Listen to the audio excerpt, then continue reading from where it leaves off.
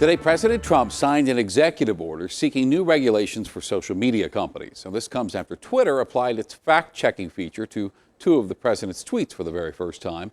Denver 7's Megan Lopez tonight goes 360 on reining in the internet. There's a love-hate relationship between President Trump and Twitter.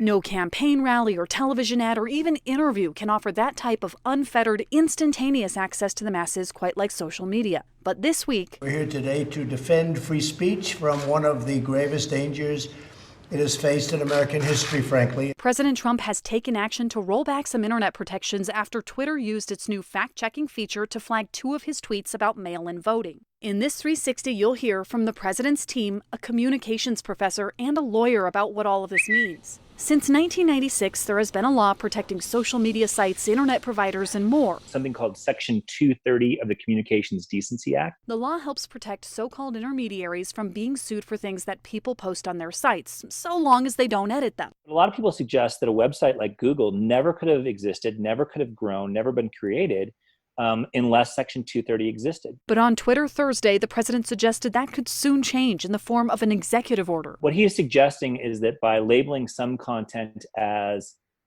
true or false, websites are engaging in editorializing. Meaning they might be open to investigations by the Federal Trade Commission and attorneys general, or even lawsuits. DU Professor Darrigan Silver doesn't believe the president has that authority to change that part of the law. What he is proposing is so far from the basis of reality, one has to question why he's actually proposing it. But White House Press Secretary Kayleigh McEnerney disagrees. I believe it is time to, quote, get the facts about Twitter. She says these social media sites have used their legal shields to censor conservative voices. So the way she sees it, we're looking at ways to remove those shields to shed some light on what is happening and some of the decision-making behind the scenes. Since the 2016 election, social media companies have been working to monitor content more effectively. Well, the fact-checking is something that the major platforms, a lot of them have been rolling out, and it's sort of been rolling out slowly and a bit inconsistently. David Green from the Electronic Frontier Foundation says this was just the first time a company used it on the president. The major platforms have been very reluctant to apply the same rules that they apply to their other users to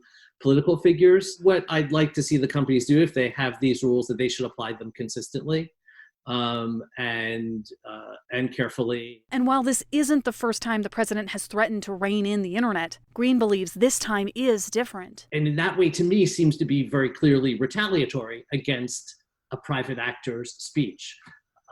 And so I think that's highly concerning. Online, opinions about the president's executive order were split. Some saying Twitter has moved from a platform to a publisher and they support the president's move. Others have condemned it, including the ACLU, claiming it's unconstitutional and saying the president is stifling free speech. No doubt the legal questions surrounding this executive order will lead to a drawn-out battle in the courts. Megan Lopez, Denver 7.